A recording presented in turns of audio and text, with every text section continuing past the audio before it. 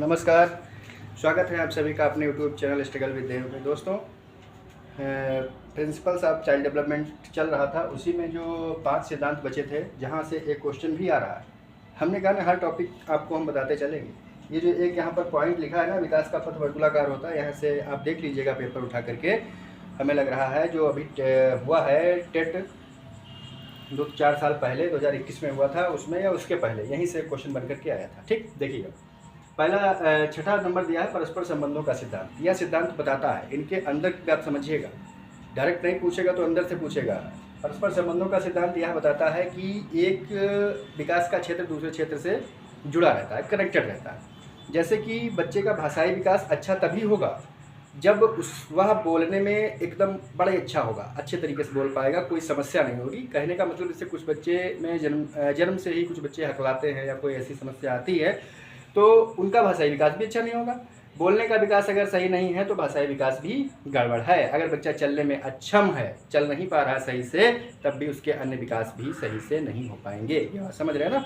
तो ये परस्पर संबंधों का सिद्धांत बताता है। दूसरा है एकीकरण या समन्वय का सिद्धांत। एकीकरण ये भी पूछा जा चुका है। एकीकरण समन्वय का सिद्धांत यह बताता है कि बच्चे छोटी छोटी क्रियाओं से जुड़ करके आगे बढ़ते हैं, आगे उनका विकास होता है। जैसे सबसे पहले बच्चे उंगली चलाना सीखते हैं, फिर हाथ चलाना सीखेगा, फिर कंधा चलाना सीखेगा, है ना।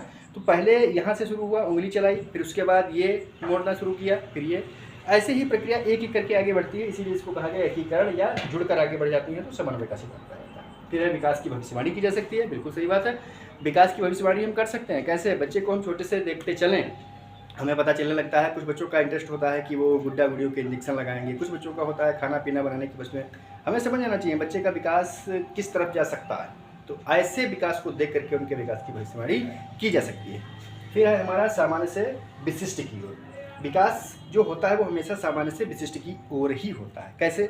सबसे पहले बच्चा ऐसा नहीं दौड़ना शुरू कर देता है। सबसे बच्चे पहले है लेट के चलेगा, घिसलना फिसलना शुरू करेगा, फिर उसके बाद घुटने के बल चलेगा, फिर थोड़ा और उठेगा, खड़ा होगा, फिर चलेगा, फिर दौड़ना शुरू करता है। तो ये प्रक्रिया होती है सामान्य से विशिष्ट की ओर। सीखने की प्रक्रिया भी ऐसे, पहले बच्चे छोटा बड़ा ABCD 1 2 3 सीखते हैं और फिर जस्ट उसके बाद शब्दों को सीखना प्रारंभ करते हैं। तो यह होता है सामान्य से विशिष्ट की ओर। फिर है विकास का पथ वर्तुलाकार होता है। विकास का पथ वर्तुलाकार होता है, ये मैटर आप समझिएगा, बहुत अच्छी बात है। विकास का पथ वर्तुलाकार होता है। कैसे?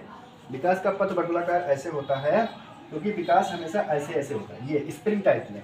विकास कभी तीव्र गति से होता है, कभी स्लो गति से होता है, कभी तीव्र गति से होता है, कभी पूर्ववर्ती पहले की स्थिति में घूमता हुआ आगे बढ़ता है। तो विकास की गति वर्तुलाकार। ये पूछा जाता है विकास का रास्ता या पथ मार्ग वर्तुलाकार होता है। ऑप्शन में डायरेक्ट आएगा विकास का पथ रेखीय होता है, तो सीधी रेखा में नहीं चलता है। विकास का पथ कभी भी रेखीय नहीं होता है, यही आया था, विकास का पथ रेखीय होता है। तो ये बात हमें गलत करनी है। विकास का पथ कैसा होता है भैया?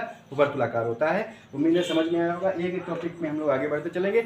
इसके बाद अगला टॉपिक लेकर आएंगे, जो टॉपिक होगा CDP से। आप निश्चिंत रहिए, आप अच्छी सफलता के साथ TT एग्जाम इस बार पास करेंगे। Thank you, bye, take care.